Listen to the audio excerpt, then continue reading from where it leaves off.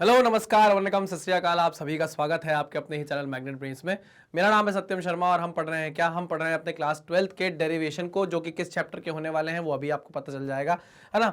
ये डेरिवेशन शायद हमारा सेकंड लास्ट डेरिवेशन होने वाला है और इसके बाद हमको एक लास्ट वीडियो देखना पड़ेगा जिसमें हम सिर्फ और सिर्फ डायग्राम बनाएंगे और उसके अलावा और कोई डेरिवेशन नहीं करेंगे, क्योंकि वो आपके सिलेबस में नहीं है। तो हाँ, ये बात बिल्कुल सही है कि ये हमारे डेरिवेशन का लास्ट वीडियो होने वाला है अपने रे ऑप्टिक्स चैप्टर का। ठीक है, तो आप देख सकते हैं कि मेरे पीछे आपकी, या मैं बोलूं हमारी टीम है जो कि 11th 12th की साइंस स्ट्रीम को संभाले हुए है ना, जिसमें आप शप्रम को ऑलरेडी देख चुके होंगे, जो 10th में भी आपके साथ बनी हुई थी, 9th में भी आपके साथ बनी हुई थी, है ना। लेकिन बाकी जो लोग हैं वो पूरे के पूरे स्तंभ हैं आपके 11th 12th की साइंस स्ट्रीम को संभाले हुए, है ना। जिसमें आप देख सकते हैं शिवानी मैम है और आदर्श सर है, जो आपको बहुत ही बढ़िया तरीके से मैथ्स पढ़ा रहे होंगे, है ना।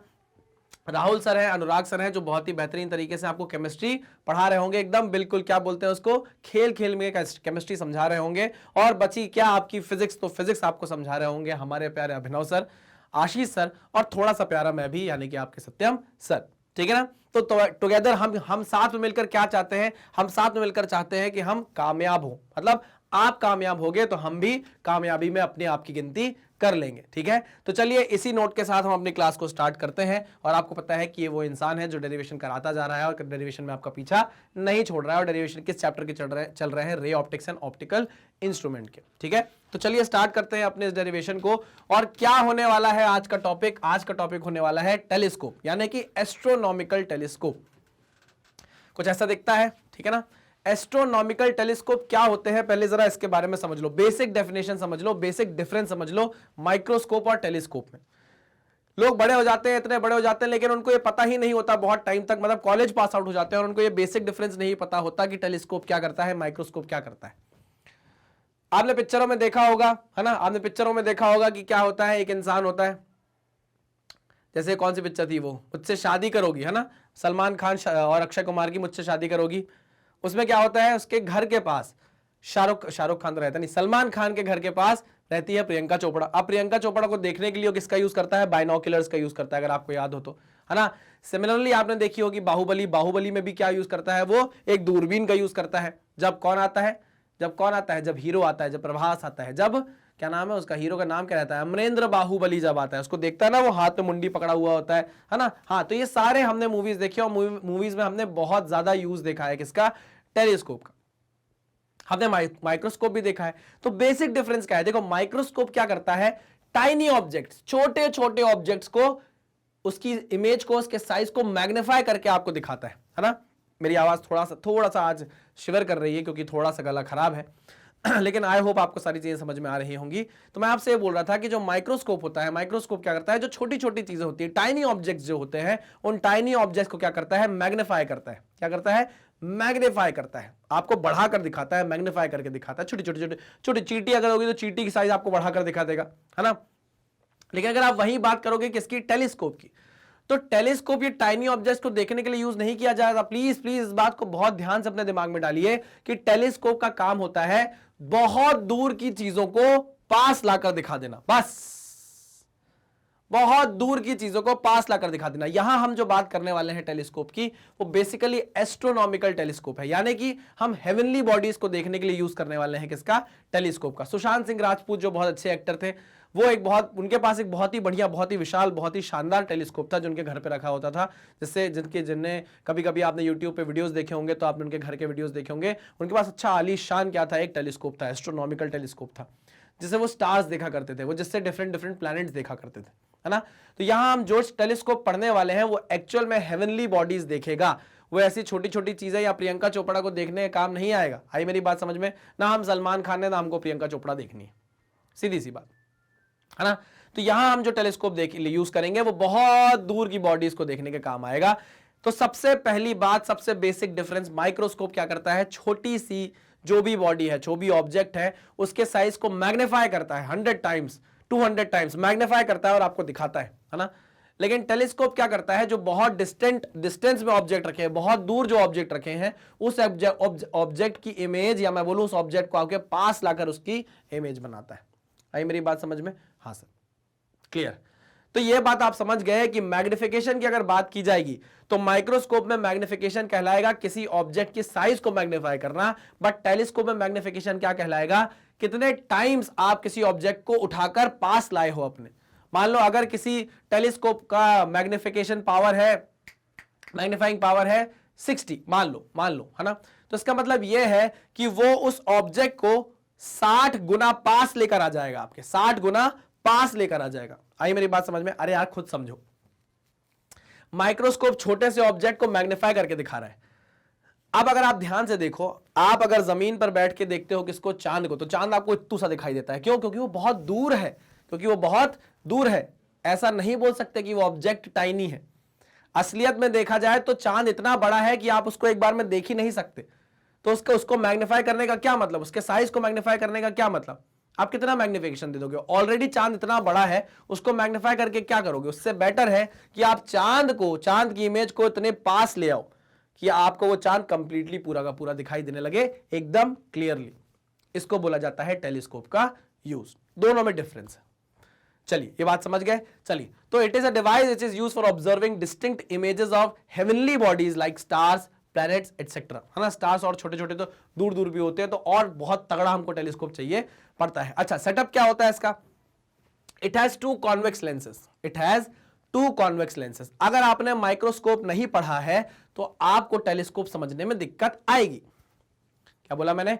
अगर आपने माइक्रोस्कोप नहीं पढ़ा, आपने माइक्रोस्कोप का डेरिवेशन नहीं देखा, आपने अभिनव सर के लेक्चर नहीं देखे, आपने मेरा डेरिवेशन नहीं देखा माइक्रोस्कोप का, तो आपको कुछ समझ में नहीं आने वाला। अगर आपने आशीष सर का क्विक रिवीजन का वीडियो नहीं देखा, कुछ समझ नहीं आएगा, कुछ समझ नहीं आएगा, है ना। लेकिन अगर आपने देख लिया है तो आपको ये सारी चीजें क्या आएंगी, धड़ल्ले से समझ में आने लगेंगे। तो चलिए, मैं आपको ये बता रहा था कि जब आपने माइक्रोस्कोप पढ़ा था तो सिंपल माइक्रोस्कोप पढ़ा था, और जब आपने कंपाउंड माइक्रोस्कोप पढ़ा था तो मैंने आपको कुछ कुछ चीजें बताई थी। मैंने वहां बात की थी एक ऑब्जेक्टिव लेंस की और एक आईपीस की। किसकी? एक ऑब्जेक्टिव लेंस की और एक आईपीस की। याद करो, नहीं याद है तो जाकर देखो। वैसा ही सेटअप होने वाला है यहां भी टेलीस्कोप के लिए। पढ़ेंगे जरा। It has two convex lenses, वहां भी दो कॉन्वेक्स लेंस थे, यहां भी दो कॉन्वेक्स लेंस है। ये देखिए, it has two convex lenses separated by some distance. दोनों को थोड़ी डिस्टेंस से सेपरेट किया गया है। वहां भी किया गया था, यहां भी किया जा रहा है। The lens towards the object is called objective lens. The lens towards the object, जो लेंस ऑब्जेक्ट के पास रखा होता है उसे ऑब्जेक्टिव लेंस बोला जाता है। जो आंख के पास रखा होता है उसे आईपीस बोला जाता है या आई लेंस बोला जाता है। The lens towards the eye is called eye lens. Objective lens has larger aperture than eyepiece और आई लेंस। देखिए, काम की बात है, जहां से क्वेश्चन बनते हैं। पहला क्वेश्चन तो यहां से बन जाता है कि टेलीस्कोप क्या करता है? मैग्नीफाई करता है क्या इमेज को, इमेज की साइज को? ना ना ना ना, वो क्या करता है? डिस्टेंस कम करता है, पास लेकर आता है आपके ऑब्जेक्ट को। माइक्रोस्कोप क्या करता है? मैग्नीफाई करता है। ठीक है सर। दूसरा क्वेश्चन ये आता है कि आपका जो ऑब्जेक्टिव लेंस है, आपका जो ऑब्जेक्टिव लेंस है उसका अपर्चर कैसा होता है टेलीस्कोप में? और दूसरा क्वेश्चन ये भी बन सकता है कि आपका जो ऑब्जेक्टिव लेंस होता है उसका अपर्चर या उसके फोकल लेंथ कितनी होती है, कितनी होती है माइक्रोस्कोप में, है ना। बहुत सारे क्वेश्चन बन सकते हैं। तो ठीक है, यहां पर भी हमारे पास दो लेंस है, दोनों की दोनों क्या है? कॉन्वेक्स लेंस है। जो लेंस ऑब्जेक्ट के पास रखा हुआ है वो ऑब्जेक्टिव लेंस है। जो लेंस आंख के पास रखा हुआ है, जहां से आप देखोगे, है ना, ऐसे देख रहे हो आप, तो ये क्या कहला जाएगा? आपका आईपीस कहला जाएगा। और ये जो ऑब्जेक्ट के पास रखा हुआ है वो क्या कहला जाएगा? Objective lens. तो काम की बात ये है कि जो ऑब्जेक्टिव लेंस है वो दो टाइप का है, नहीं एक ही टाइप का है। जो ऑब्जेक्टिव लेंस है वो जो है भैया, स्टार बनाता हूं मैं, objective lens is of, objective lens is of, objective lens is of higher focal length, is of high focal length, high focal length and large aperture, and large aperture, large aperture। ठीक है ना। और दूसरा point ये है, जो आई piece होता है, क्या?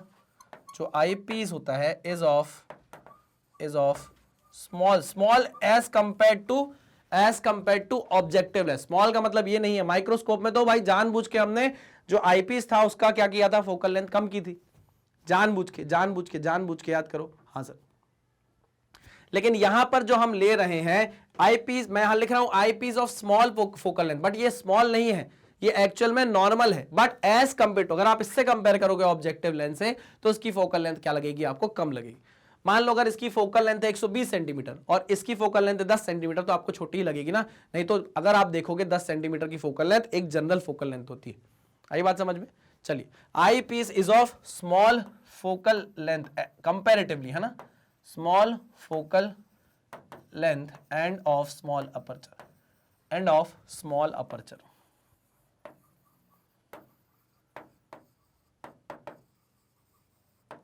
ठीक है। अच्छा, याद करो अभी तक हम जो भी लेंस पढ़ते आ रहे थे, जो भी कुछ पढ़ रहे थे, हम वहां पर क्या मान रहे थे कि यहां पर जो हम लेंस यूज कर रहे हैं वो एक्चुअल में थिन लेंस है और स्मॉल अपर्चर का है। थिन लेंस है और स्मॉल अपर्चर का है। ऐसा क्यों मान रहे थे हम? प्लीज कमेंट में मुझे बताओ, कमेंट में मुझे बताओ कि ऐसा हम क्यों मान रहे थे कि लेंस जो है हमारा वो थिन होगा और अपर्चर उसका स्मॉल होगा। ऐसा हम क्यों मान रहे थे? क्या रीजन था? कुछ पैरा एक्सियल रेस का रीजन था क्या? याद करो। हाँ, ये बात अपने दिमाग में रखना, मैं आगे जाके इस बात को फिर से डिस्कस करूंगा। अच्छा, ये जो हमारा एस्ट्रोनॉमिकल टेलीस्कोप है ये भी दो टाइप का है भाई, है ना, दो टाइप का है। कौन कौन से टाइप का? तो इसका एक टाइप तो है रिफ्रैक्टिंग टेलीस्कोप, जहां आपको प्रॉब्लम्स कुछ कुछ देखने को मिलेंगी, रिफ्रैक्टिंग टेलीस्कोप, और दूसरा है रिफ्लेक्टिंग टेलीस्कोप। दूसरा है रिफ्लेक्टिंग टेलीस्कोप। एक है रिफ्रैक्टिंग टेलीस्कोप, एक है रिफ्लेक्टिंग टेलीस्कोप। ठीक है, जो हमें पढ़ना है, जिसका डेरिवेशन हमें देखना है, वो है रिफ्रैक्टिंग टेलीस्कोप। जिस पर ज्यादा क्वेश्चंस पूछे जाते हैं वो भी क्या है आपका, रिफ्रैक्टिंग टेलीस्कोप। नेक्स्ट लेक्चर जो आपका आएगा, नेक्स्ट डेरिवेशन का जो वीडियो आपका आएगा, उसमें आपको मैं रिफ्लेक्टिंग टेलीस्कोप यानी कि कैसा ग्रेन आपका जो टेलीस्कोप है और जो न्यूटोनियन है उसके बारे में बताऊंगा, लेकिन सिर्फ और सिर्फ डेरिवेशन बताऊंगा। उसके सॉरी बोलो, डेरिवेशन नहीं, उसका सिर्फ डायग्राम बताऊंगा, डेरिवेशन नहीं बताऊंगा। डेरिवेशन आपको रिफ्रैक्टिंग टेलीस्कोप का ही देखना है। आई बात समझ में? हाँ सर। चलिए, तो आप इतनी चीजें नोट डाउन कर लीजिए, ये काम की बातें थी, आगे बढ़ेंगे फिर हम। चलिए, कर लिया आपने नोट डाउन? बहुत बढ़िया। अब ये क्या है, मैंने पैर में शूज पहने हुए हैं, उसकी खुल गई है लेस, लेकिन मैं तो हूं पुष्पराज, मैं झुकेगा नहीं साला, मैं लेस नहीं बांधेगा, भले ही गिर जाएगा लेकिन लेस नहीं बांधेगा, क्योंकि ट्रेंड अभी यही चल रहा है ना। तो भाई मैंने आपको बताया दो टाइप के टेलीस्कोप होते हैं, एक होता है रिफ्रैक्टिंग टेलीस्कोप, इसके बारे में हमें ज्यादा बात करनी है, रिफ्रैक्टिंग टेलीस्कोप, और एक होता है रिफ्लेक्टिंग टेलीस्कोप।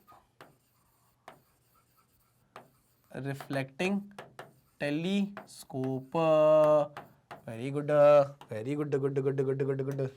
तो इसके बारे में हम सारी बातें करेंगे। डेरिवेशन ये ज्यादा इंपॉर्टेंट है ना, ये ज्यादा इंपॉर्टेंट है, मैं ऐसे लिख देता हूँ, थोड़ा कम इंपॉर्टेंट है। इसका हम क्या देखेंगे, सिर्फ डायग्राम देखेंगे। चलिए, अच्छा, इसको पढ़ने से पहले जो चीजें जरूरी है जरा उसके बारे में बात कर लूं। क्या बात करेंगे उसके बारे में? देखिए, मैंने एक इंपॉर्टेंट बात आपसे की थी विजुअल एंगल की, अगर आपको याद हो तो। किसकी बात की थी? विजुअल एंगल की बात की थी ना, जिसको मैं क्या बोलता था भैया, कोई भी एंगल हो तो किसी से मान सकते हैं, छोड़ो। हाँ, विजुअल एंगल। विजुअल एंगल क्या होता था? देखो, हमने बोला था कि ऑब्जेक्ट्स तो कितने भी हाइट के हो सकते हैं, है ना, कितने भी हाइट के हो सकते हैं, वो तो क्या भैया इनफाइनाइट है नंबर। हाइट तो आप किसी भी सेंटीमीटर, कितनी भी डिस्टेंस के ले सकते हो, कितने भी लेंथ के ले सकते हो, तो हम नापना सही नहीं रहेगा। तो हमने बोला था कि हाइट हम नापेंगे किससे? एंगल से। जो ऑब्जेक्ट हमारी आंखों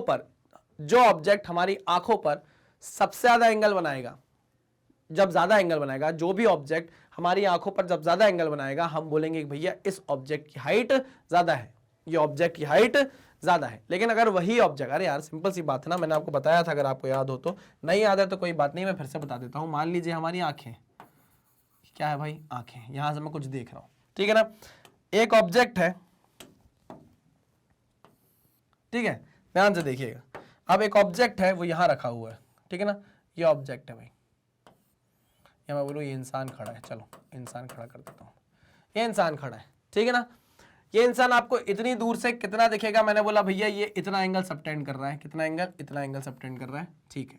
ये एंगल कितना है? मान लो एंगल θ1, ठीक है, ओके।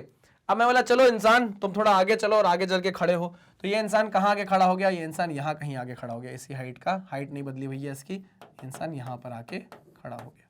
अब जो इंसान यहाँ आकर खड़ा हुआ, तो मैंने बोला अपनी आंखों को, मतलब मैंने अपनी आंखों से पूछा कि तुम्हें अब क्या दिखाई दे रहा है, तो आंखों ने बोला कि यार ये इंसान तो मुझे अब बड़ा दिखाई दे रहा है, यार खुद सोचना, कोई ऑब्जेक्ट बहुत दूर है, कोई बिल्डिंग देख रहे हो, मान लो तुम कोई बिल्डिंग है, बहुत दूर बिल्डिंग है ना, होता होगा ना, आप कहीं बाइक से आ रहे हो, आपके घर, जैसे मैं छोटे शहर का हूं, तो मेरे छोटे शहर में एक ही बिल्डिंग बनी जो 12 माले की थी। अब पूरे शहर में एक ही बिल्डिंग है जो 12 माले की है भाई, तो आप कहीं भी चले जाओगे शहर में तो 12 माले की बिल्डिंग आपको दिखेगी। आई मेरी बात समझ में? तो अगर मैं कहीं आउटर में जाता हूं अपने सिटी के, तो मुझे वो 12 माले की बिल्डिंग इतनी सी दिखती है, मतलब मैं लिटरली उसको ऐसे करके देख सकता हूं और मुझे वो 12 माले की बिल्डिंग इतनी दिखेगी। लेकिन अगर मैं उस बिल्डिंग के पास चला जाऊं, एकदम पास चला जाऊं और फिर मैं देखूं, तो मुझे उसको पूरा देखने के लिए अपनी मुंडी को ऐसे पूरा घुमाना पड़ेगा। आई मेरी बात समझ में? हाँ कि ना? हाँ सर। तो जब मैं उस बिल्डिंग के बहुत पास गया तो उस बिल्डिंग ने जो विजुअल एंगल बनाया मेरी आंखों पे वो बहुत ज्यादा था, इसलिए वो बिल्डिंग मुझे बहुत बड़ी दिखने लगी। लेकिन जब मैं उस बिल्डिंग से बहुत दूर चला गया और वो जितनी सी दिखाई दे रही है, तो इतनी सी दिखाई क्यों दे रही है? क्योंकि उसके द्वारा बनाया गया जो विजुअल एंगल है मेरी आंखों पर वो बहुत छोटा हो गया है। ये मैं पढ़ा चुका हूं आपको पुरानी क्लासेस में। चलिए, तो अब आप ये देखिए, अरे इतना पतला पेन, इतना पतला पेन। चलिए ये देखिए, अरे यार ये देखिए, ठीक है ना। अब आप ये एंगल देखिए कितना हो गया, ये θ2। तो आप आराम से बोल सकते हो कि θ2 क्या है, θ1 से बड़ा है ना। लेकिन आप मुझे बताइए, क्या इंसान की हाइट बदल जाएगी क्या अगर आगे जाएगा वो? तो नहीं, इंसान की हाइट नहीं बदली। इंसान की तो जो हाइट थी वो उतनी ही थी, लेकिन आंखों पर जो पड़ने वाला विजुअल एंगल था वो बदल गया। जितना बड़ा विजुअल एंगल उतनी बड़ी इमेज बनती है रेटिना पे, ठीक है। जितना बड़ा, मैं रिपीट कर रहा हूं, जितना बड़ा विजुअल एंगल उतनी बड़ी इमेज बनती है कहां? हमारे रेटिना पे, ठीक है। चलिए वेरी गुड, ये बात भी आपको पता है। तो चलिए आगे बढ़ते हैं। आइए, विजुअल एंगल भी आपको क्लियर हो गया। अब माइक्रोस्कोप में हमने बात की थी एक बहुत ही इंपॉर्टेंट फैक्टर की, जो था मैग्निफिकेशन, है ना। अच्छा, अभी हम बात किसकी कर रहे हैं भाई? अभी हम बात कर रहे हैं रिफ्रैक्टिंग टेलीस्कोप की। किसकी बात कर रहे हैं? रिफ्रैक्टिंग की बात कर रहे हैं। रिफ्लेक्टिंग की बात नेक्स्ट लेक्चर में करेंगे, ठीक है। इसको हटा दूं तो सिर्फ बताने के लिए था, इसको हटा दिया मैंने, ठीक है ना। रिफ्रैक्टिंग टेलीस्कोप की बात हम कर रहे हैं। मैग्निफिकेशन एम, मैग्निफिकेशन का असली मतलब होता है कि आप इमेज को कितना, इमेज की साइज को कितना मैग्नीफाई कर रहे हो, और ये काम एक्चुअल में कौन कर रहा था? माइक्रोस्कोप। लेकिन टेलीस्कोप ने बोला कि मैं ये काम तो करूंगा, लेकिन मेरे तरीके से करूंगा, अपने तरीके से करूंगा, थोड़ा बदल के करूंगा। तो मैंने बोला क्या करोगे? तो उसने बोला कि मैं ऑब्जेक्ट को दूर से उठाकर पास ले आऊंगा। आई मेरी बात समझ में? दूर से उठा के क्या ले आऊंगा? पास में ले आऊंगा। मैं उसको मैग्नीफाई नहीं कर रहा, क्योंकि मैं मून की साइज को और कितना मैग्नीफाई करूं? मून तो ऑलरेडी इतना बड़ा है कि उसकी साइज को क्या मैग्नीफाई करूंगा मैं? आई मेरी बात समझ में? हाँ हाँ हाँ हाँ सर, ठीक है ठीक है। तो यहां मैग्निफिकेशन का मतलब होता है किसमें? रिफ्रैक्टिंग टेलीस्कोप में सिर्फ और सिर्फ, या मैं बोलूं टेलीस्कोप में सिर्फ और सिर्फ क्या करना? ऑब्जेक्ट की डिस्टेंस, जो दूर पर ऑब्जेक्ट रखा है उसको उठाकर पास ले आना, बस यही काम होता है किसका? टेलीस्कोप का। जितना पास लेके आएगा, जितना गुना पास लेके आएगा, उतने गुने मैग्निफिकेशन पावर हम उस टेलीस्कोप की बता देंगे। आई बात समझ में? हाँ सर। तो चलिए, वही फॉर्मूला है, magnification is nothing but the ratio of angle subtended bye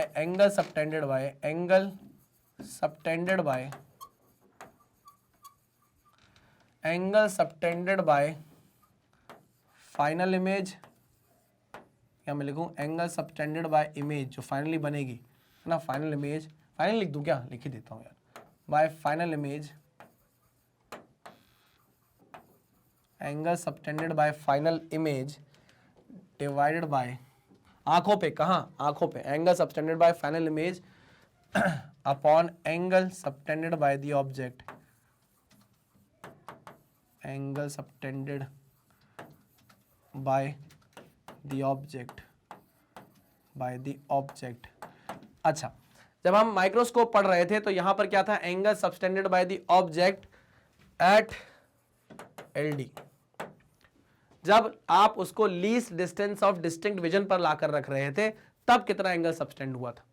आई मेरी बात समझ में? हाँ सर। लेकिन यहां पर हम एलडी की बात नहीं करेंगे, क्योंकि आप अगर मून को देख रहे हो तो आप मून को कभी भी उठाकर least distance of distinct vision पर ला ही नहीं पाओगे।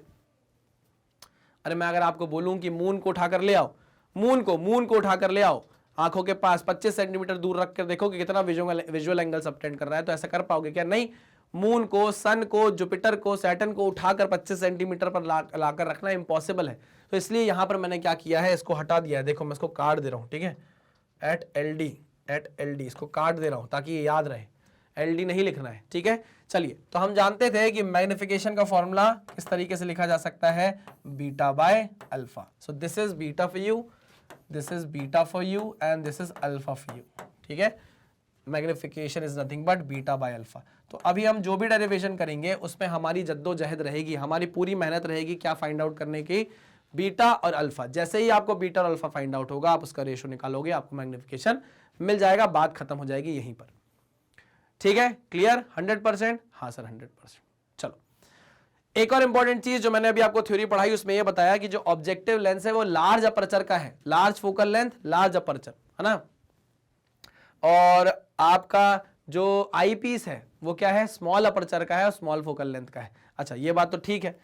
दूसरी बात ये आप पूछोगे कि अपर्चर से होता क्या है सर, तो जब आप नया फोन खरीदते हो, आपने देखा होगा जब कोई फोन लॉन्च होता है, आप कोई सैमसंग गैलेक्सी देखोगे, आप एप्पल का फोन देखोगे, व्हाटएवर जो भी आप एमआई का फोन देखोगे, कोई भी फोन आप देखोगे तो उसमें अपर्चर दिया होता है। पीछे आजकल 3-3 4-4 कैमरे आने लग गए हैं, 2-2 3-3, पहले तो एक ही आता था, तो अपर्चर दिया होता है। अभी भी आप डीएसएलआर खरीदोगे तो डीएसएलआर के जो लेंसेज आते हैं अलग अलग आते हैं, उसमें लेंस में अपर्चर दिया होता है। अपर्चर आपको बताता है कि जितना बड़ा अपर्चर होगा उतनी ज्यादा लाइट कैप्चर होती है।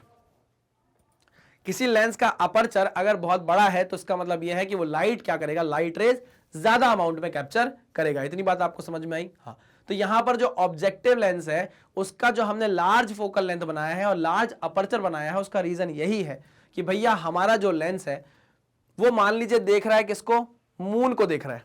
अब मून की इमेज बनाने के लिए हमको, क्योंकि मून बहुत दूर है, तो मून की इमेज अगर हमें बनानी है तो हमको बहुत ज्यादा आने वाली जो लाइट रेज है उसको बहुत सारा कैप्चर करना पड़ेगा लेंस को। क्या बोला मैंने?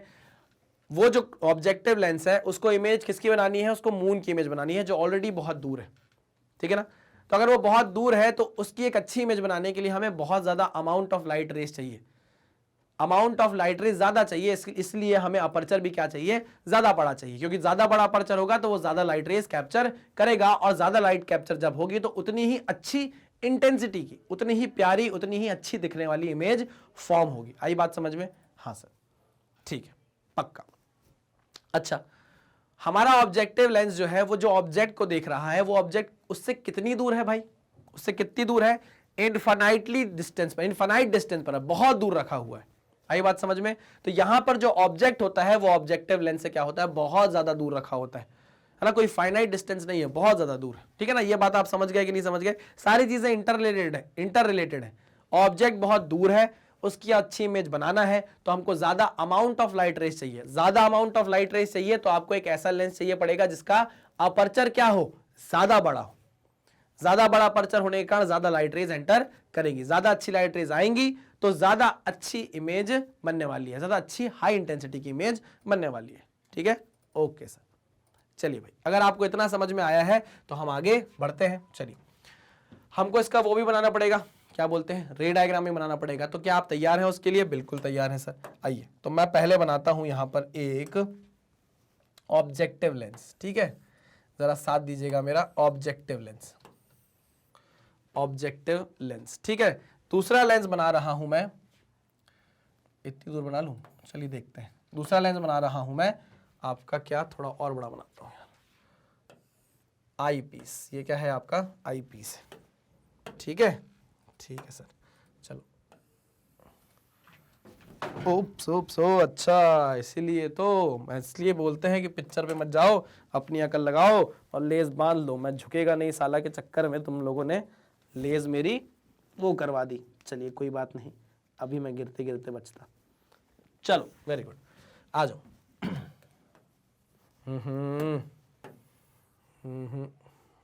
लाइन यहाँ सुमित भैया से मैं पूछूंगा कि लाइन सीधी बनी है क्या? सुमित भैया नहीं बनी है, टेढ़ी बनी हुई है। चलो तो उसको सीधी करेंगे और फिर इस लेंस को बनाएंगे।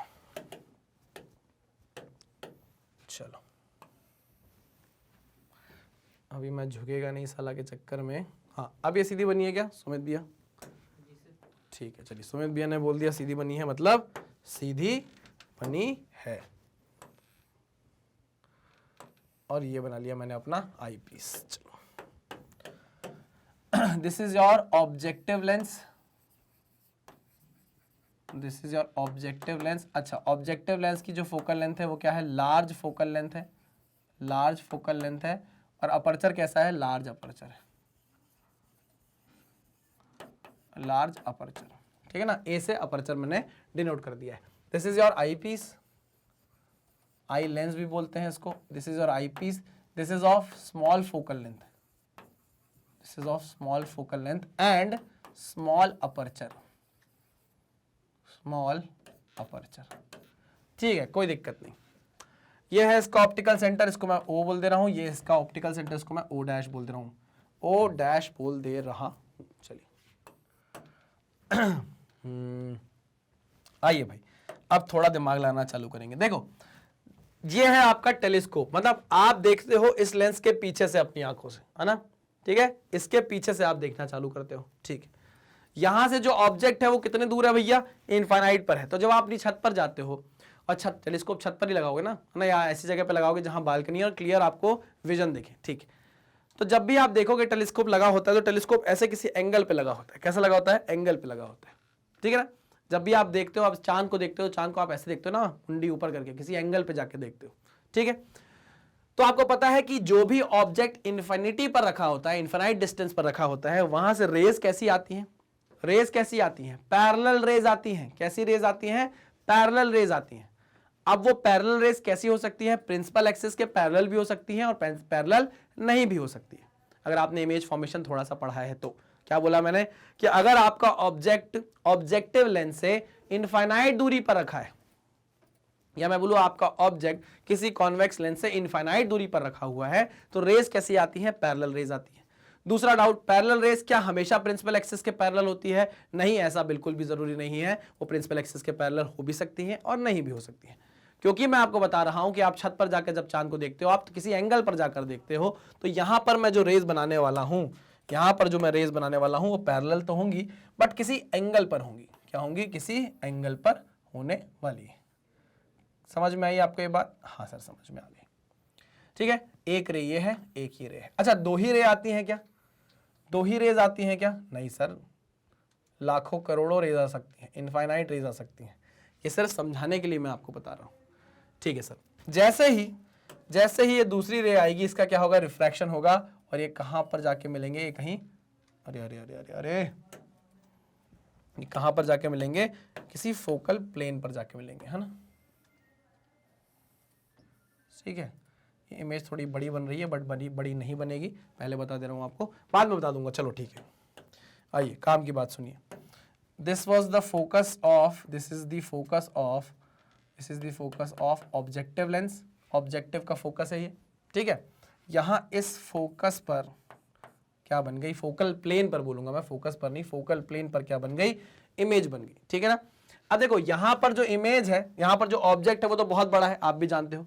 जो रेज आ रही है कहां से आ रही है, इन्फिनिटी से आ रही है। अरे अरे अरे, क्या हो गया, क्या हो गया, क्या हो गया बेटा, बेटा बेटा बेटा, क्या हो गया, चलो, इनफाइनाइट से आ रही है, पैरेलल रेज है, ठीक है ना। और नंबर ऑफ रेज बहुत ज्यादा हो सकती है, मैंने दो बनाई है सिर्फ और सिर्फ समझाने के लिए। यहाँ ऑब्जेक्ट में आपको दिखा नहीं सकता क्योंकि ऑब्जेक्ट बहुत बड़ा होगा, ठीक है ना। मान लो मून मान लो, ठीक है ना, इनफाइनाइट से रेज आ रही है, बस इतना समझ लो। उसकी रियल इन्वर्टेड और हाईली डिमिनिश्ड, ये बड़ी दिख रही होगी आपको, लेकिन ये क्या होती है, एक्चुअल में बहुत छोटी इमेज बनती है। सिर्फ और सिर्फ आपको दिखाने के लिए मैंने इमेज बड़ी बनाई है। मैं यहाँ पर प्यार से आपको फिर से समझा दे रहा हूं कि दिस इज ए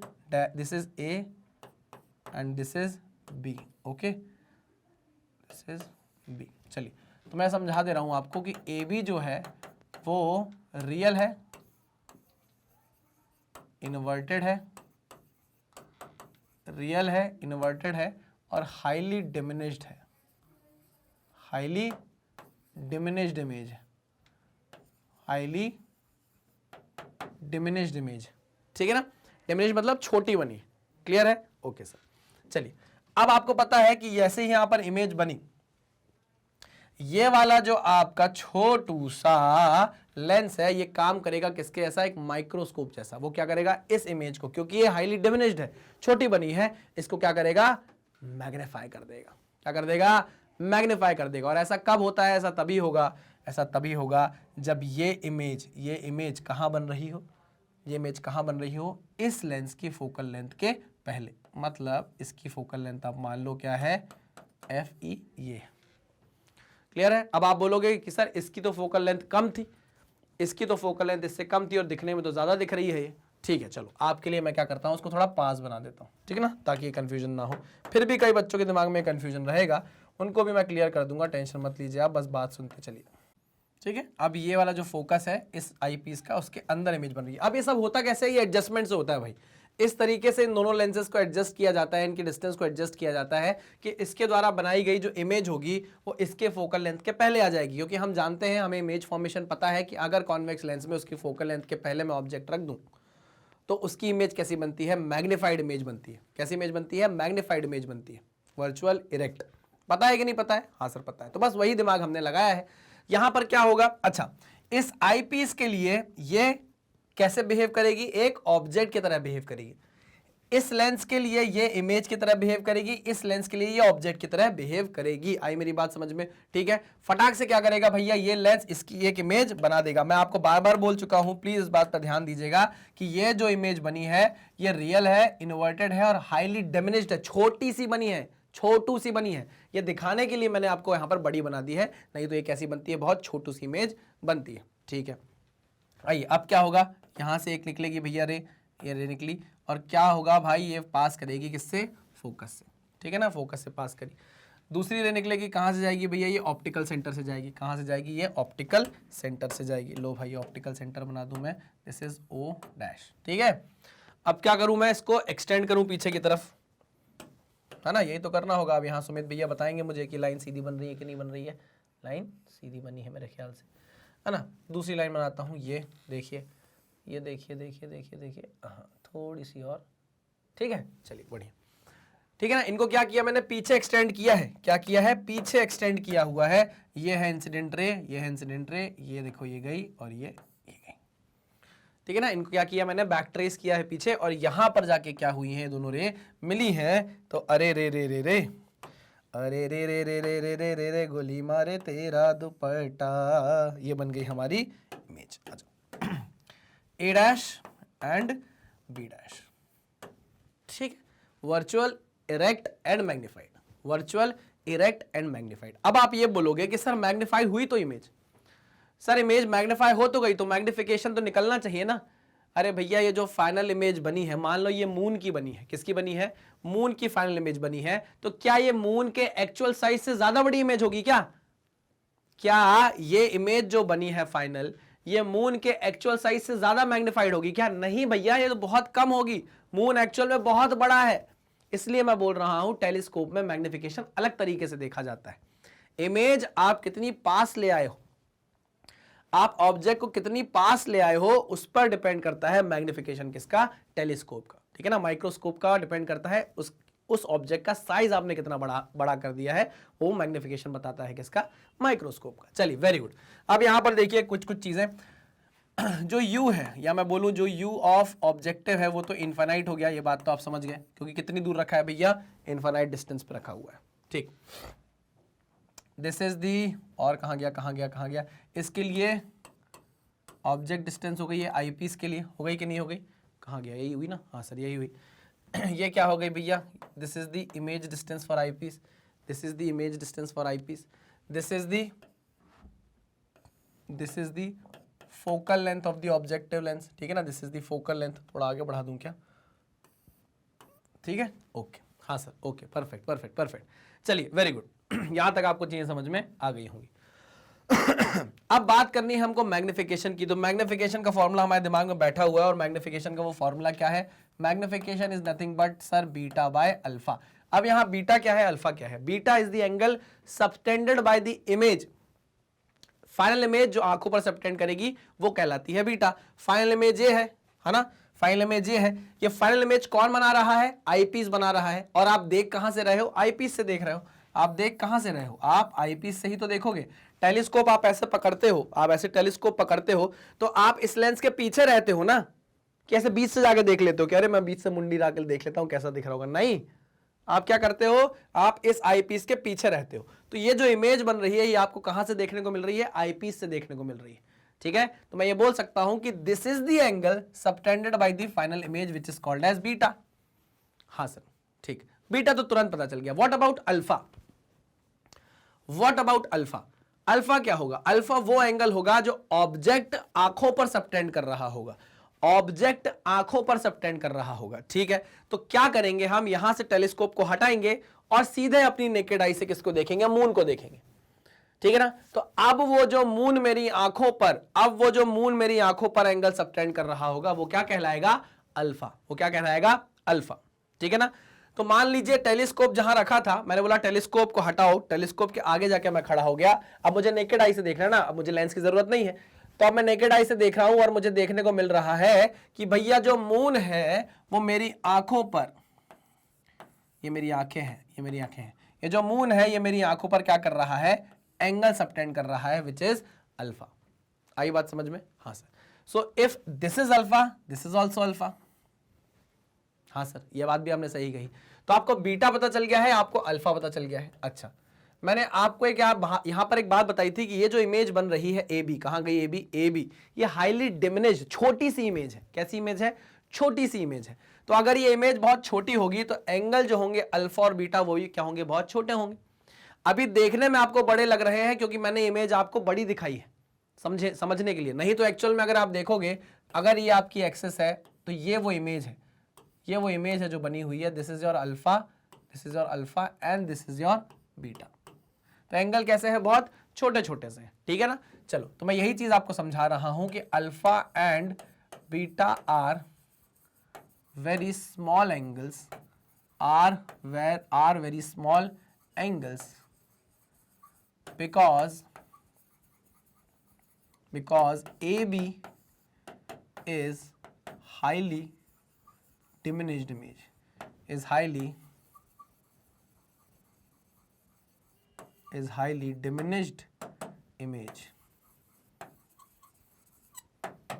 ठीक है। Okay sir, okay. तो हम क्या बोल सकते हैं, जैसे ही मैंने ये चीज आपको बताई आपका दिमाग दौड़ना चालू हो जाना चाहिए कि tan अल्फा और कुछ नहीं होगा, उसको क्या बोला जा सकता होगा, अल्फा बोला जा सकता होगा। और वो किसके बराबर होगा, चलिए tan अल्फा निकालिए। यहां से तो tan अल्फा निकलने से रहा, इधर से ही निकलेगा tan अल्फा। तो tan alpha is perpendicular upon base, perpendicular is AB, perpendicular is AB, perpendicular upon base, base कितना होगा, परपेंडिकुलर अपॉन बेस यानी कि f naught, perpendicular upon base यानी कि f नॉट, ठीक है ना। Similarly tan beta is nothing but equal to beta which is beta कहां गया, बीटा ये है परपेंडिकुलर AB अपॉन बेस कितना है, UE, ठीक। तो अब यहां पर मैग्निफिकेशन आप निकाल सकते हो, magnification is equal to beta by alpha, magnification is equal to beta by alpha, m is equal to beta by alpha is equal to AB by f naught, AB by f naught upon AB into UE। Beta by alpha ना, उल्टा लिख दिया मैंने, उल्टा लिख दिया, beta by alpha, तो beta this is AB by UE, AB by UE into AB into f naught, ठीक है। तो AB से AB कट गया, क्या आ गया, f नॉट बाय UE। तो magnification of the telescope is nothing but f naught by UE। ये आ गया एक क्या बोलते हैं, फंडामेंटल इक्वेशन, हमारे पास फंडामेंटल एक्सप्रेशन आ गया है। अब ये हमेशा टेलीस्कोप में हम यूज कर सकते हैं कि टेलीस्कोप की मैग्निफिकेशन पावर, अगर आपसे कोई पूछता है तो आप टेलीस्कोप की मैग्निफिकेशन पावर क्या बोल सकते हो, f naught by UE, which is f naught क्या है, ऑब्जेक्टिव लेंस की फोकल लेंथ, और UE क्या है, UE is the distance of the object from the eyepiece. यानी कि ये जो ऑब्जेक्ट है ये एक्चुअल में क्या है, ये इस ऑब्जेक्ट की इमेज है और इसके लिए क्या है, ऑब्जेक्ट है। ये जो चीज है वो ऑब्जेक्टिव लेंस के लिए इमेज है, लेकिन इस लेंस के लिए क्या है, इस लेंस के लिए क्या है, वर्चुअल ऑब्जेक्ट है। बात समझ में आई कि नहीं आई, हाँ सर समझ में आ गई है। तो f नॉट बाय UE ये चीज अब अपने दिमाग में हम रखेंगे, which is the magnification power of telescope. चलिए, अच्छा जब हमने माइक्रोस्कोप पढ़ा था तो वहां पर हमने केसेस देखे थे, क्या देखे थे, केसेस देखे थे। और वो केसेस क्या थे, एक था मैक्सिमम मैग्निफिकेशन का और एक था मिनिमम मैग्निफिकेशन का। तो चलिए अब उसी चीज को हमें वापस देखना है, तो आइए चलते हैं उसकी तरफ। ये देखिए, maximum magnification and minimum magnification. याद करिए हम कौन सा टेलीस्कोप पढ़ रहे हैं, रिफ्रैक्टिंग टेलीस्कोप पढ़ रहे हैं, रिफ्लेक्टिंग नहीं, रिफ्रैक्टिंग टेलीस्कोप पढ़ रहे हैं, ठीक है ना। रिफ्लेक्टिंग की सिर्फ बात करेंगे नेक्स्ट वीडियो, ठीक है। तो रिफ्रैक्टिंग टेलीस्कोप के लिए आपने मैग्निफिकेशन फॉर्मूला निकाला f नॉट, वो उसके लिए भी सेम रहेगा। आगे जाके आप देखोगे वो दूसरे रिफ्लेक्टिंग टेलीस्कोप के लिए भी सेम रहने वाला है। फॉर्मूला क्या है, f नॉट बाय UE। चलिए अच्छा, एक चीज और, यहां पर आपको बुक्स में माइनस भी देखने को मिल सकता है, यहां पर आपको बुक में माइनस भी देखने को मिल सकता है, तो वो गलत नहीं है, वो सिर्फ ये बताना चाहता है कि आपकी जो इमेज बनी है फाइनल वो कैसी है, वो उल्टी बनी हुई है, नीचे की तरफ बनी हुई है। आई बात समझ में? सर तो हमेशा टेलीस्कोप में हम जब देखेंगे कोई इमेज तो हमें उल्टी दिखाई देगी क्या? नहीं भाई, क्या होता है एक्चुअल में, एक लेंस और लगा दिया जाता है जो इस इमेज को पलटा के सीधा कर देता है, हमें वो पढ़ने की जरूरत नहीं है, ये तो कॉमन सेंस है ना। मेन जो कंसेप्ट है वो इन्हीं दोनों लेंस का है। ये जो फाइनल इमेज बनी इसको सीधा कर देते हैं एक और लेंस लगा के, उससे हमें मतलब नहीं है, हमें कंसेप्ट समझना था, वो कंसेप्ट हमने दो लेंस से समझ लिया है। मैं आपको सिर्फ इतना बता रहा हूं कि यहां पर माइनस आपको बुक में देखने को मिलेगा, मैं नहीं लगा रहा हूं, ये अंडरस्टूड चीज है कि भाई जो इमेज बनी है फाइनल वो क्या बनी है, नीचे की तरफ बनी है, इसलिए यहां क्या आना चाहिए, माइनस आना चाहिए। कोई बात नहीं, ठीक है। मैं बात कर रहा हूं कि माइक्रोस्कोप में जैसे हमारे पास मैक्सिमम मैग्निफिकेशन था, मिनिमम मैग्निफिकेशन था, वैसे हमारे पास यहां भी है, ठीक है ना। वापस रिवाइज करेंगे, सिंपल माइक्रोस्कोप, सिंपल माइक्रोस्कोप। अच्छा एक क्वेश्चन है मेरा आपसे, इन दोनों लेंसेज में से कौन सा लेंस सिंपल माइक्रोस्कोप जैसा काम कर रहा है? इन दोनों लेंसेज में से कौन सा लेंस सिंपल माइक्रोस्कोप जैसा काम कर रहा है? तो आप बोलोगे कि eyepiece is behaving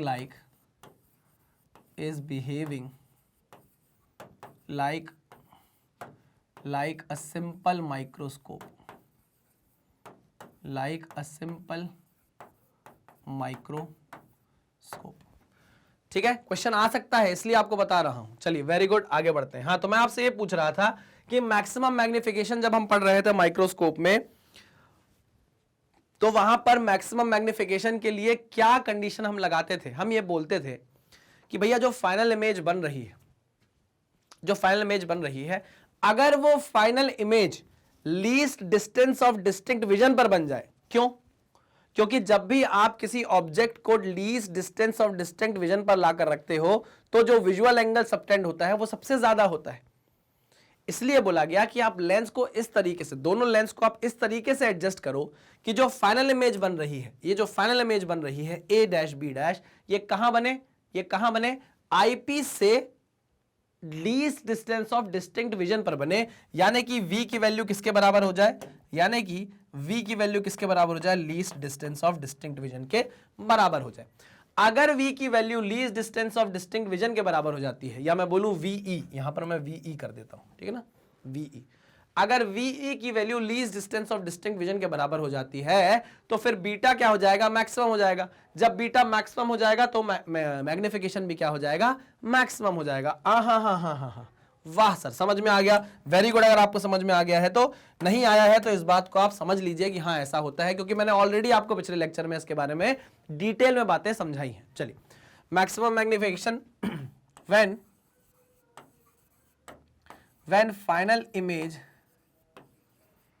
when final image formed by the eyepiece, when final image formed by the eyepiece is at LD, least distance of distinct vision, तब आपको क्या देखने को मिलता है, मैक्सिमम मैग्निफिकेशन देखने को मिलता है। Okay sir, okay okay okay okay. तो चलिए यहां पर हम बोल सकते हैं, लेंस फॉर्मूला लगाएंगे 1/f is equal to 1/v minus 1/u। अब आप देखिए आईपीस की बात हो रही है, किसकी बात हो रही है, आईपीस की बात हो रही है, तो f is equal to fe, positive fe, ठीक, v is equal to minus D, ठीक है ना, रेज इधर है और इमेज इधर बन रही है, v is equal to minus D and u is equal to minus ue। ठीक है, चलिए वेरी गुड, पुट करिए 1/fe is equal to 1/ minus D minus 1/ ये हो गया कितना, माइनस ve, तो माइनस माइनस प्लस हो गया। ठीक है, सॉरी ve नहीं, ue, ठीक है, प्लस हो गया। अब इसको इधर ही रहने दो, इसको इधर ले जाओ तो ये हो जाएगा 1/ue is equal to 1/fe plus 1/d। आ गई बात समझ में? ठीक है, ये क्यों मैंने निकाला है भाई, क्या रीजन होगा इसके पीछे? यार हम जानते हैं कि मैग्निफिकेशन का फॉर्मूला और कुछ नहीं है, f0/ue है, f0/ue है। यार मैंने इसको कभी कैपिटल लिख दिया, चिंता मत करो, चाहे बड़ा हो छोटा हो, वो फोकल लेंथ ही दिखा रहा है। क्या दिखा रहा है, फोकल लेंथ ही दिखा रहा है। f0, यहाँ पर इसको कैपिटल कर लो, fe, हो जाएगा एफ ई, हो जाएगा एफ ई, ठीक है ना, छोटा भी लिख सकते हो, कोई बड़ी बात नहीं है। एफ नॉट अपॉन यू ई था, है ना। अच्छा, 1 अपॉन यू ई की वैल्यू किसके बराबर आ गई, 1 upon F E plus 1 upon L D, L D L D L D L D, सब क्या है भैया, एल डी है, L D, least distance of distinct vision, least distance of distinct vision. चलिए, तो m is equals to F naught bracket में 1 upon F E, 1 upon F E plus 1 upon L D, least distance of distinct vision. क्या करूं, F E बाहर निकाल लूं, m is equals to F naught by F E, F naught by F E 1 plus F E by L D, F E by L D, ठीक है। This is the formula for maximum magnification, this is the formula for maximum magnification. अच्छा, कुछ problem आती थी क्या maximum magnification में, हमें कुछ प्रॉब्लम आती थी क्या? हाँ सर, आंखों पे स्ट्रेन बहुत आता था, स्ट्रेन्ड आईज। क्यों आता था आंखों पे स्ट्रेन? क्योंकि भैया जो इमेज बनाई वो आपने सट से एकदम 25 सेंटीमीटर पे बना दी, आंखों से 25 से least distance of distinct vision में बना दी, तो आंखें आपको ऐसे मींजनी पड़ेंगी, आंखों पे स्ट्रेन आएगा। क्लियर है? हाँ सर क्लियर है, ठीक है ना। तो आपको मैक्सिमम मैग्निफिकेशन तो मिल गया, आपको मैक्सिमम मैग्निफिकेशन तो मिल गया, लेकिन आपको आंखों से देखने में स्ट्रेन आने लगा, ठीक है ना। चलो, तो वो तो वही बात है भाई, जो चीज एक चीज अच्छी मिलेगी तो एक चीज खराब मिलने वाली है, तो कुदरत का नियम है। अच्छा, मैक्सिमम मैग्निफिकेशन में इमेज कौन बना रहा है, फाइनल इमेज कौन बना रहा है, आईपीस बना रहा है। कहां बना रहा है? Least distance of distinct vision पर बना रहा है, ये बात आपको याद रखना है। दिक्कत क्या आ रही है? स्ट्रेन्ड आईज की, ठीक। दूसरा है मिनिमम मैग्निफिकेशन। मिनिमम मैग्निफिकेशन मतलब, मिनिमम मैग्निफिकेशन मतलब नॉर्मल एडजस्टमेंट, नॉर्मल एडजस्टमेंट या रिलैक्स्ड आई, नॉर्मल एडजस्टमेंट या फिर इसको और क्या बोला जा सकता है, रिलैक्स्ड आईज, रिलैक्स्ड आईज। सबको खुद समझ में आ जाना चाहिए कि इसका मतलब क्या है। इसका मतलब यह है कि image will be formed at infinity, image will be formed at infinity, image will be formed at infinity, इसका मतलब ये है, ठीक है। कोई बात नहीं, यहां इमेज किस पे बन रही थी? Least distance of distinct vision पे बन रही थी। यहां इमेज कहां बनेगी? इंफिनिटी पे बनेगी, ठीक है। तो यहां पर आपको जो मैग्निफिकेशन मिलेगा, अब वो मैक्सिमम नहीं होगा, वो होगा क्या? मिनिमम मैग्निफिकेशन, ठीक है, कोई दिक्कत नहीं है हमको। चलो आओ आगे बढ़ते हैं। अगर ऐसा है, इसमें मैं लगाना चाहूंगा lens formula 1 upon F is equal to 1 upon V minus 1 upon U. अच्छा, कहां से देख रहे हो आप? आई पीस से देख रहे हो, इतनी बात याद रखना, आई पीस से देख रहे हो, तो F is nothing but positive of F E, ठीक है ना। फाइनल इमेज कहां बन रही है? इंफिनिटी पे, और यू किसके बराबर है? माइनस ऑफ यू ई के बराबर है, ठीक है। ओके सर, यहां पुट करो, वैल्यू पुट करो, तो 1 upon F E is equal to 1 upon infinity minus 1 upon U, तो ये क्या हो जाएगा? 1 अपॉन यू ई हो जाएगा, ठीक है ना। 1 अपॉन इंफिनिटी 0, 1 अपॉन इंफिनिटी 0, तो यहां से आप देख सकते हो, तो 1 अपॉन यू ई किसके बराबर आ गया? 1 अपॉन एफ ई के बराबर आ गया, यानी कि यू ई किसके बराबर आ गया? एफ ई के बराबर आ गया। इससे आप क्या समझे? इससे आप ये समझे कि यू ई किसके बराबर है? एफ ई के बराबर है। किस केस में? इस केस में, मिनिमम मैग्निफिकेशन के केस में भैया, सिर्फ और सिर्फ मिनिमम मैग्निफिकेशन के केस में मैं आपको बता रहा हूं कि यू ई किसके बराबर है? एफ ई के बराबर है। इतनी बात आपको समझ में आ गई? हाँ सर, परफेक्ट, ठीक, ओके। तो हमारे पास जो मेन फॉर्मूला था मैग्निफिकेशन का, एफ नॉट अपॉन यू ई, वो कैसे बदलेगा? इस तरीके से बदलेगा। देखिए, ये जो तूने खुद को बदला है, ये बदला है या बदला है? चलो, m is equal to F naught upon U E. अच्छा, यू ई की वैल्यू किसके बराबर है? एफ ई के बराबर है। यू ई की वैल्यू किसके बराबर है? एफ ई के बराबर है, तो हम बोल सकते हैं मैग्निफिकेशन, या मैं बोलूं minimum magnification is nothing but F naught upon F E, F naught upon F E, F naught upon F ई। बात समझ में आई? हाँ, मैं पूछना चाहूंगा कि सुमित भैया, ये दिख रहा है फॉर्मूला नीचे तक? फॉर्मूला नीचे तक दिख रहा है क्या पूरा? हाँ, चलिए, एकदम परफेक्ट दिख रहा है। एफ नॉट अपॉन एफ ई, ये क्या है? मिनिमम मैग्निफिकेशन है। प्लीज इस बात को याद रखिएगा, this is minimum magnification and this is maximum magnification. ये आपको कहां मिलता है? जब आपकी इमेज कहां बने? डी पर, ये least distance of distinct vision पर बने। ये आपको कब मिलता है? जब आपकी इमेज कहां बने? इन्फिनिटी पर बने। समझे कि नहीं समझे? अच्छा, इस केस में दिक्कत क्या है? आंखों पर स्ट्रेन आता है। इस केस में दिक्कत क्या है? आंखें रिलैक्स रहती है, लेकिन आपको मैग्निफिकेशन पूरा नहीं मिलता, मिनिमम मिलता है।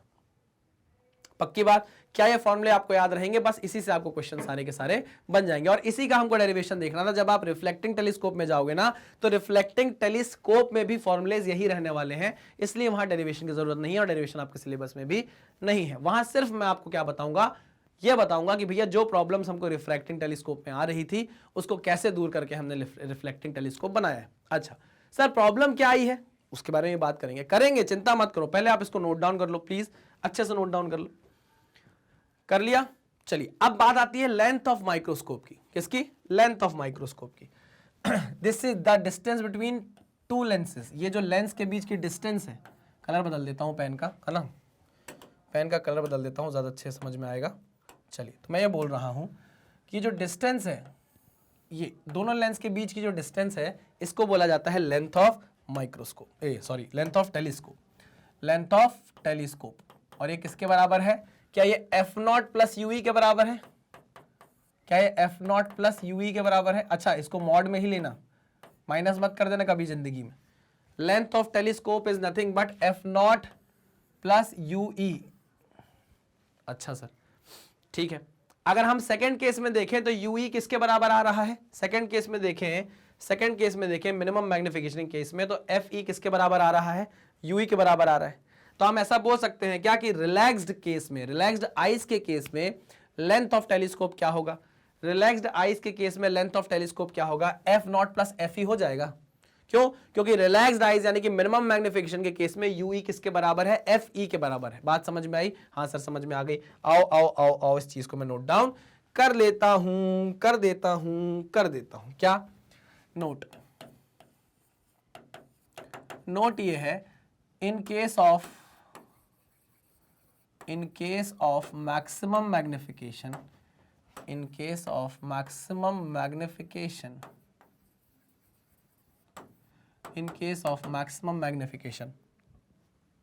क्या बोल रहा था मैं, बता क्या रहा था? इन केस ऑफ मैक्सिमम मैग्निफिकेशन क्या देख रहा था भाई? हाँ, लेंथ ऑफ टेलीस्कोप। पढ़ाते पढ़ाते सर आप ही भूल जाते हो कि क्या पढ़ा रहे थे। हाँ, length of telescope is nothing but mod of F0 plus UE. ठीक है ना, परफेक्ट, कोई दिक्कत नहीं। But in case of minimum magnification,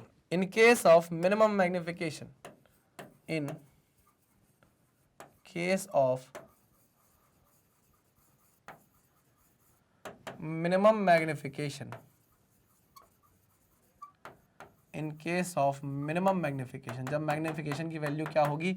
minimum होगी, तो लेंथ ऑफ टेलीस्कोप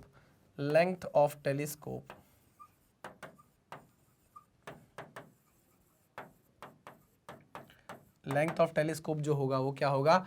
वो होगा F0 प्लस Fe के बराबर। यूई किसके बराबर हो जाएगा? Fe के बराबर। सिर्फ और सिर्फ केस में, मिनिमम मैग्निफिकेशन के केस में यूई किसके बराबर हो जाता है? Fe के बराबर। ठीक है ना, ये दोनों फॉर्मूले आपको क्या होने चाहिए? पता होने चाहिए, और कब लगने हैं ये भी पता होने चाहिए, केसेस भी आपको पता होने चाहिए। ठीक है, तो सब कुछ नोट डाउन कर लो यार, मैं बार बार बोल रहा हूं क्या क्या नोट डाउन करना है। बहुत पढ़ा दिया क्या सर? देखो, सबसे पहले तो ये नोट डाउन करो, कहाँ गया हमारा? हाँ, आपने थ्योरी नोट डाउन कर ली होगी, फिर आपको ये नोट डाउन करना है। ठीक, फिर आपको ये नोट डाउन करना है। ठीक, फिर आपको ये नोट डाउन करना है। ठीक, फिर आपने अगर ये नोट डाउन कर लिया तो फिर आपको ये नोट डाउन करना है। क्लियर है? चलिए आगे बढ़े। चलो भाई, इसको मिटा देता हूं मैं। ये हो गया क्लियर, परफेक्ट। सब कुछ मिटा दूं ना, ये भी मिटा देता हूं यार, लेकिन मन नहीं करता। क्यों है? इतना अच्छा बनाओ, फिर लगता है कि यार इसको ऐसे फ्रेम करवा लो और अपने घर पे इसको रख लो।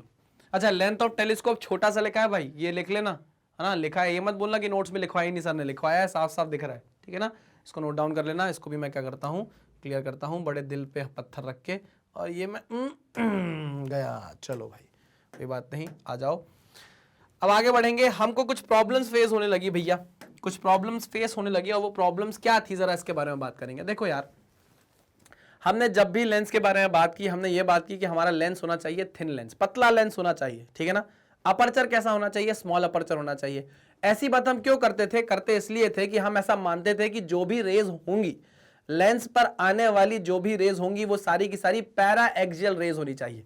कैसी रेज होनी चाहिए, पैरा एक्सियल रेज होनी चाहिए। सर ये कहावत है, जो कहावत है सर, अरे यार मैंने आपको समझाया था कि जो लेंस हम बनाते थे, देखो छोटू सा लेंस है, स्मॉल अपर्चर और थिन लेंस है, लेकिन दिखाने के लिए बड़ा बना रहा हूं, समझाने के लिए बड़ा बना रहा हूं, है तो छोटू सा, चलिए तो दिखाने के लिए मैं बार बार बड़ा बना रहा हूं। अरे वो नहीं आता, क्या बोलते हैं उसको, सावधान इंडिया, क्राइम पेट्रोल, सुनिए नाट्य रूपांतरण, है ना। तो वैसे ही नाट्य रूपांतरण है, जैसे वो आता था शक्तिमान तो बना करते थे ना गोल गोल घूमने को, है ना, वैसे मैं बोल रहा हूं कि भैया ये सिर्फ समझने के लिए है, बड़ा लेंस नहीं है ये, ठीक है। चलो तो यहां पर मैं साफ साफ लिख दूं पहले यार, किसी को दिक्कत ना हो, कि lens is of small aperture,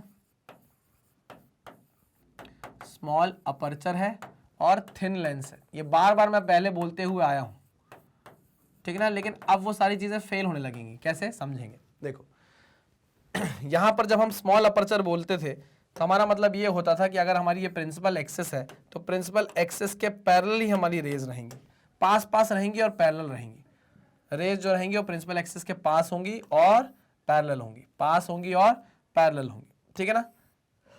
इनको हम बोलते थे पैरा एक्सियल रेज, इनको हम क्या बोला करते थे, पैरा एक्सियल रेज,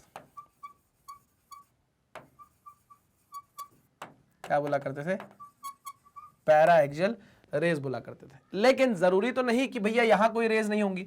अब मान लो मून से रेज आ रही है, मून है इनफाइनाइट डिस्टेंस पर है, उससे तो करोड़ों करोड़ों करोड़ों रेज आएंगी ना, इनफाइनाइट नंबर ऑफ रेज आएंगी।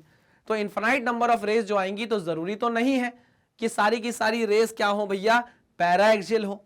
कुछ रेज ऐसी भी होंगी जो प्रिंसिपल एक्सिस से दूर होंगी। हाँ सर बिल्कुल सही कह रहे हो आप, समझ में आ रहा है हमको। कुछ रेज ऐसी भी होंगी जो प्रिंसिपल एक्सिस से दूर होंगी, ये ऐसी प्रिंसिपल एक्सिस से दूर रेज होंगी। हाँ सर ठीक है, मान गए आपकी बात। तो ये जो दूर रेज होती है इनको हम बोलते हैं क्या, मार्जिनल रेज। इनको हम क्या बोलते हैं, मार्जिनल रेज। क्या बोलते हैं, मार्जिनल रेज। इससे क्या दिक्कत आती है, इससे दिक्कत ये आती है कि जो भी हमारी पैरा एक्सियल रेज हुआ करती थी वो सब कहां होती हैं, वो कहां जाकर मिल रही हैं, वो सब की सब मिलती हैं फोकस पे जाके। हम ये मानते हैं कि एक ही फोकस है और इसी एक फोकस पे जाकर हमारी ये सारी की सारी पैरा एक्सियल रेज मिल जा रही हैं, ठीक है। बट जो मार्जिनल रेज है वो बोलती है कि नहीं, हमारे साथ तो ऐसा नहीं है, हमारा तो खुद का अपना एक अलग फोकस है, हमारा तो खुद का एक अलग फोकस है, और ये वहां पर जाकर हो जाती हैं क्या, मर्ज हो जाती हैं, मिल जाती हैं, इंटरसेक्ट करती हैं, ठीक है ना। तो इनका अपना एक अलग फोकस होता है एफ डैश।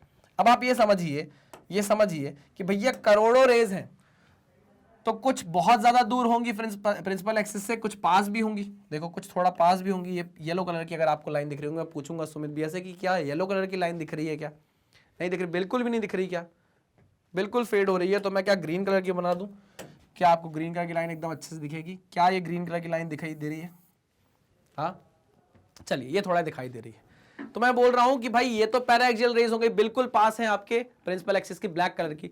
लेकिन जो ग्रीन कलर की रेज है ये ना पैरा एक्सियल है ना ये बहुत मार्जिनल है, ये कम मार्जिनल है, कम पैरा एक्सियल है, तो इनका अपना एक अलग फोकस होगा। आई मेरी बात समझ में, इनका अपना एक अलग फोकस होगा, ये कहीं और जाकर क्या करेंगी, मिल जाएंगे, है ना। तो इससे क्या होता है, लेंस जब इमेज फॉर्म करता है तो एक धुंधलापन आता है, ब्लरीनेस आती है, साइड में क्या हो जाता है, इमेज ब्लर हो जाती है। ये प्रॉब्लम क्यों हो रही है, ये प्रॉब्लम तब हो रही है जब हम अपने लेंस को बड़ा मानेंगे, या हम अपने लेंस में आने वाली रेज में मार्जिनल रेज भी कंसीडर करेंगे, क्योंकि मैंने जब स्मॉल अपर्चर बोला तो स्मॉल अपर्चर बोलने के बाद ये बात फिक्स हो गई कि हमको देखो पर्पल कलर की लाइन नहीं लेनी, हमको ग्रीन कलर की रेज नहीं लेनी, हमको सिर्फ और सिर्फ ब्लैक रेज से मतलब है, क्योंकि ये कैसी रेज है, पैरा एक्सियल है। लेकिन जब आपने अपने लेंस को बड़ा बोल दिया, जो आपने अभी किया टेलीस्कोप में, आपने अभी अपने टेलीस्कोप में ये बोला कि आपका जो ऑब्जेक्टिव लेंस है वो लार्ज अपर्चर का है और लार्ज फोकल लेंथ का है, तो भाई ये चीज तो फेल हो गई ना, ये चीज तो गई। अब ये चीज आप बोल ही नहीं सकते कि आपका जो लेंस है वो स्मॉल अपर्चर का है ही नहीं, आप तो अपने मुंह से बोल रहे हो कि आपका लेंस लार्ज अपर्चर का है और लार्ज फोकल लेंथ का है। तो फिर पक्की बात है कि वहां मार्जिनल रेज भी आने वाली है, मार्जिनल रेज भी आने वाली है, तो पक्की बात है कि कहीं ना कहीं ये फोकस की दिक्कत आएगी और धुंधलापन आएगा आपके लेंस में। इसको बोला जाता है स्फेरिकल एबरेशन। क्या बोला जाता है? Spherical aberration. तो ये प्रॉब्लम सबसे ज्यादा देखी गई किसमें? इस रिफ्रैक्टिंग टेलीस्कोप में, सबसे मेजर प्रॉब्लम। ठीक है, एक प्रॉब्लम ये अराइज हुई। दूसरी प्रॉब्लम ये अराइज हुई कि भैया आपने अपने पहले ऑब्जेक्टिव लेंस को काफी बड़ा बनाया, काफी बड़ा बनाया, है ना? तो भाई जब आप ऐसा टेलीस्कोप बना रहे हो जिसका पहला ही लेंस, ऑब्जेक्टिव लेंस ही काफी बड़ा है, तो भैया उसको टेलीस्कोप में बांध के रखना, मैकेनिकली होल्ड करके रखना, है ना? एक जगह, ऐसा तो नहीं कि टेलीस्कोप एक जगह ही रखा रह जाएगा, हो सकता है आप टेलीस्कोप कहीं शिफ्ट भी करो, तो उसको मैकेनिकली हैंडल करना भी बड़ा टफ होगा, सूटेबल नहीं होगा। प्लस बड़ा लेंस जब आप बनाते हो तो उसको बनाने के लिए आपको ज्यादा पैसा भी खर्च करना पड़ता है ना? बहुत बहुत आसानी से नहीं बनते ऐसे लेंसेज जो बड़े बड़े बड़े अपर्चर के हो, है ना? तो कॉस्टली भी हो गया हमारे लिए कंपैरेटिवली। तो क्या प्रॉब्लम आने लगी? एक तो भाई हमको उसको होल्ड करने में दिक्कत आई, दूसरी बात उसको बनाने में मैन्युफैक्चरिंग जो कॉस्ट थी वो बढ़ गई उसकी। सबसे बड़ी दिक्कत स्फेरिकल एब्रेशन। इतना करने के बाद आपको स्फेरिकल एब्रेशन देखने को मिला। स्फेरिकल एब्रेशन में आपको बता चुका हूं क्या होता है। जब मार्जिनल रेज आती हैं, मार्जिनल रेज अपना एक अलग फोकस बनाती हैं, तो आपकी जो इमेज बनती है फाइनल, उसमें साइड साइड में ब्लरीनेस आती है, तो वो कहलाती है स्फेरिकल एब्रेशन। ठीक है, उसकी प्रॉब्लम आने लगी। एक और प्रॉब्लम आने लगी जिसको बोलते हैं क्रोमैटिक एब्रेशन। क्या बोलते हैं? Chromatic aberration. ये क्रोमैटिक एब्रेशन क्या होता है सर? देखो, आपको पता है एक चीज, आपको पता है एक चीज क्या, कि 1/f is equals to mu minus 1/r1 minus 1/r2, 1/r1 minus 1/r2। पता है कि नहीं पता? हाँ सर पता है।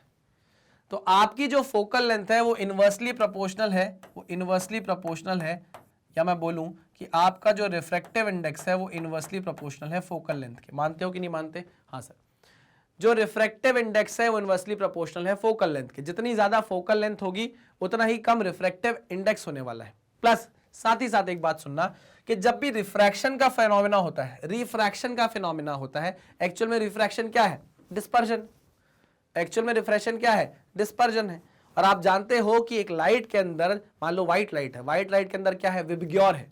क्या है? विबग्योर है। VIBGYOR, VIBGYOR. ठीक है ना? मतलब यहां से यहां जब आप जाओगे तो रेड की तरफ आपकी वेवलेंथ सबसे ज्यादा होती है, वॉयलेट की वेवलेंथ सबसे कम होती है। और आप ये भी जानते हो कि refractive index is inversely proportional to wavelength. मतलब जिस पर्टिकुलर कलर की वेवलेंथ ज्यादा होगी उसके लिए रिफ्रैक्टिव इंडेक्स उतना ही कम होगा। मतलब अगर रेड कलर की वेवलेंथ ज्यादा है तो उसके लिए रिफ्रैक्टिव इंडेक्स कम है। आई मेरी बात समझ में? जिसके लिए रिफ्रैक्टिव इंडेक्स ज्यादा है, मतलब जिसके लिए वेवलेंथ ज्यादा है, उसके लिए रिफ्रैक्टिव इंडेक्स कम है। आई मेरी बात समझ में? जितना रिफ्रैक्टिव इंडेक्स कम उतनी ही कम बेंडिंग, जितना कम रिफ्रैक्टिव इंडेक्स उतनी ही कम बेंडिंग। मतलब अगर मैं आपसे पूछूं कि रेड कलर की वेवलेंथ की लाइट ज्यादा बेंड होगी या वॉयलेट कलर की, तो आप बोलोगे ऑब्वियस सी बात है सर, वॉयलेट कलर की जो लाइट होगी या वेवलेंथ वाली जो कलर होगा वो क्या हो जाएगा? ज्यादा बेंड होगा। क्यों? क्योंकि उसकी वेवलेंथ कम है, रिफ्रैक्टिव इंडेक्स उसके लिए ज्यादा होगा। जिसके लिए रिफ्रैक्टिव इंडेक्स ज्यादा उसमें बेंडिंग ज्यादा। ठीक है, तो इससे आप देख सकते हो कि जिसकी वेवलेंथ ज्यादा होगी उसकी फोकल लेंथ भी ज्यादा होगी। अरे भैया ये इनवर्सली प्रोपोर्शनल इसके, ये इनवर्सली प्रोपोर्शनल इसके, तो ये दोनों आपस में डायरेक्टली प्रोपोर्शनल नहीं हो जाएंगे? Lambda is directly proportional to F नहीं हो जाएगा? आई मेरी बात समझ में कि नहीं आई? ठीक है, तो जिस कलर की वेवलेंथ ज्यादा उसी कलर का फोकल लेंथ भी क्या हो जाएगा? ज्यादा हो जाएगा। तो यहां पर आप समझो कि मान लीजिए ये रेड कलर की लाइन है ना? दूसरा डायग्राम बना दूं क्या? दूसरा डायग्राम बना देता हूं, ज्यादा अच्छे समझ में आएगा। मैं आपको क्रोमैटिक एब्रेशन समझा रहा हूं। क्या समझा रहा हूं? क्रोमैटिक एब्रेशन समझा रहा हूं, समझने की कोशिश करिएगा। ये लेंस है, ठीक, ये आई लाइट आपकी रेड कलर की, ठीक ना? ये रेड कलर की लाइट आई। रेड कलर की लाइट का वेवलेंथ सबसे ज्यादा होता है, तो वेवलेंथ ज्यादा तो रिफ्रैक्टिव इंडेक्स कम, रिफ्रैक्टिव इंडेक्स कम तो बेंडिंग भी कम, तो भैया ये कहीं दूर जाके मिलेगी। सिमिलरली अगर मैं वॉयलेट कलर बनाऊं, यार वॉयलेट कलर आपको शायद इसमें दिखेगा नहीं, मैं दूसरे कलर से कोशिश करता हूं, आई होप आपको ये दिखे, ठीक है ना? आई होप आपको ये दिखेगा। चलिए, ये आई वॉयलेट कलर की लाइट, इसमें होगी बेंडिंग तगड़ी क्योंकि इसकी वेवलेंथ क्या है? कम है। वेवलेंथ कम तो रिफ्रैक्टिव इंडेक्स ज्यादा, तो ये आगे कहीं यहां मिल जाएगी। ठीक है, this is your principal axis. ठीक है ना? तो देखिए इसमें बेंडिंग ज्यादा है, इसमें बेंडिंग कम है। जिसके लिए लैम्डा ज्यादा उसके लिए फोकल लेंथ ज्यादा। रेड कलर की वेवलेंथ सबसे ज्यादा होती है तो देखिए उसकी फोकल लेंथ भी क्या हो रही है, ज्यादा हो रही है। तो अब आप ये देखो कि आपने लार्ज अपर्चर का बना दिया, आपने लार्ज अपर्चर का लेंस बना दिया, तो अब उसमें अलग अलग वेवलेंथ की लाइट अलग अलग तरीके से बेंड हो रही है, कोई कहीं जाकर मीट कर रही है, कोई कहीं जाकर मीट कर रही है। तो यहां पर क्रोमेटिक एबरेशन आने लग गया। क्रोमेटिक एबरेशन कब आता है? जब रिफ्रैक्शन का फिनोमेना हो, क्योंकि रिफ्रैक्शन में ही आपकी लाइट टूटती है डिफरेंट डिफरेंट कलर्स में, है ना। अगर रिफ्रैक्शन नहीं होगा तो क्रोमेटिक एबरेशन नहीं होगा। और आप मुझे बताइए, क्या मिरर में रिफ्रैक्शन होता है? नहीं, मिरर में रिफ्रैक्शन नहीं होता। तो अगर हम कहीं ना कहीं मिरर का यूज कर लें तो हम क्रोमेटिक एबरेशन को हटा सकते हैं। क्लियर बात है? 100%? हाँ सर 100%। अच्छा सर, क्या स्फेरिकल एबरेशन जो आप बता रहे हो वो सिर्फ लेंस में होता है? नहीं, वो मिरर में भी होता है। जो स्फेरिकल एबरेशन है, जो स्फेरिकल एबरेशन है, मैं यहां पर लिख दूं भाई, प्लीज समझो इस बात को। This is called as spherical aberration.